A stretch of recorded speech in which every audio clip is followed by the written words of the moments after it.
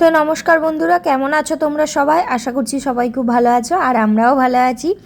তো এখন হয়ে গেছে রাত্রিবেলা আর এখন আমি চলে এসেছি রান্নাঘরে, দেখতেই পাচ্ছ। কারণ কি সকালে চিকেন বানিয়েছিলাম, সেই চিকেনের থেকে কিছু বোনলেস চিকেন রেখে দিয়েছিলাম রাত্রের ডিনারের জন্য, কিছু একটা নতুন কিছু করার জন্য, রুটি বা পরোটার সাথে খাওয়ার জন্য। তো চলো আস্তে আস্তে সেই দিকেই মন দিই। এখানে রেসিপির ফার্স্ট হচ্ছে চিকেন। এখানে আছে বোনলেস চিকেন প্রায় 200 গ্রামের মতন, খুব অল্প পরিমাণ আছে। আর তারপরে নিয়ে নিয়েছি পেঁয়াজ কুচি, এটা হচ্ছে ফার্স্ট স্টেপ। আর এখানে আছে টমেটো দেখো আমি 3টে নিয়েছি। আর ওইদিকে দেখো, আর এইখানে আছে রসুন, আদা আর কাঁচা লঙ্কা। এইগুলো আস্তে আস্তে আমি পেস্ট করে নেব। দেখো টমেটোটা কিন্তু পেস্ট হয়ে গেল। এরপর পেস্ট করব আদা, রসুন আর কাঁচা লঙ্কা।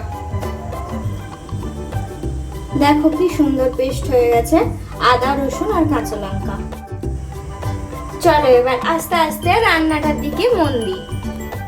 যেহেতু এটা আমাদের রাত্রের মেনু, সেহেতু আমি খুব অল্প পরিমাণেই তেল দিলাম। এর উপর দিয়ে দিলাম জিরে, গোটা জিরে। জিরেটা হয়ে গেছে, এরপর দিয়ে দিলাম পেঁয়াজগুলো। দেখো পেঁয়াজগুলো আমার কত ছোট ছোট করে কাটা।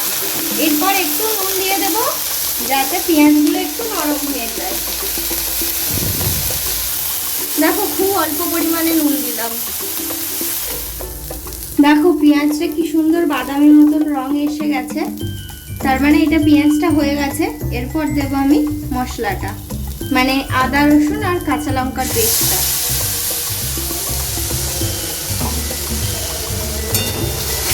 এইটা এবার ভালো করে কষতে থাকবো।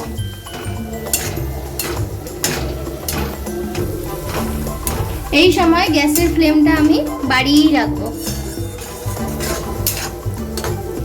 দেখো এই মশলাটা কিন্তু আমার ভালো কষা হয়ে গেছে, দেখতে পাচ্ছ তলায় যে ধরা ধরা আসছে। এরপর আমি দিয়ে দেব টমেটোর পেস্টটা। এই যে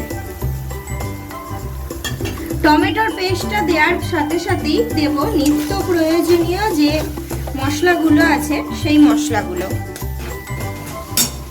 টমেটোর পেস্টটা দেওয়ার সাথে সাথেই আমি গ্যাসের ফ্লেমটা লো করে দেব, কারণ কি টমেটো তাড়াতাড়ি জ্বলে যায় কিন্তু এর গন্ধটা যায় না, ওই জন্য গ্যাসের ফ্লেমটা একটু লো করে দেব।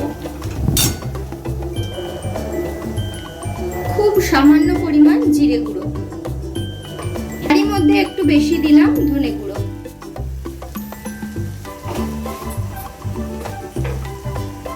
স্বাদ মতো নুন, হলুদ গুঁড়ো। এই সব মশলাগুলো খুব ভালো করে আমি কষবো।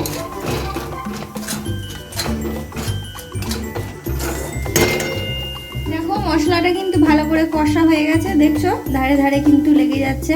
আর গ্যাসের ফ্লেমটা কিন্তু এরপরে হাই করব, এতক্ষণ কিন্তু লোই ছিল। এরপরে দিয়ে দেব একদম ছোট ছোট করে কুচি করা চিকেনগুলো। দেখো চিকেনগুলো কত ছোট ছোট।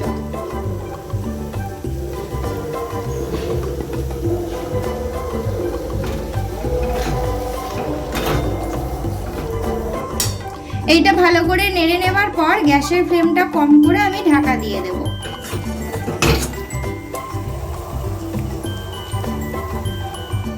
দেখো চিকেনটা ভালো করে কষা হয়ে গেছে। এরপর আমি দিয়ে দিয়েছি খুব অল্প পরিমাণ জল। এটা একটু আস্তে আস্তে ফুটবে, ততক্ষণ এটা হতে থাক। দেখো পুরো রেডি একদম। বাড়িতে যদি থেকে থাকে বোনলেস চিকেন, তাহলে অবশ্যই রুটি বা পরোটার সঙ্গে এইটা তৈরি করে অবশ্যই বাড়িতে চেষ্টা করো। দেখো কি সুন্দর হয়েছে। এর সঙ্গে পরিবেশন করো গরম গরম রুটি বা পরোটা বা লুচিও হতে পারে।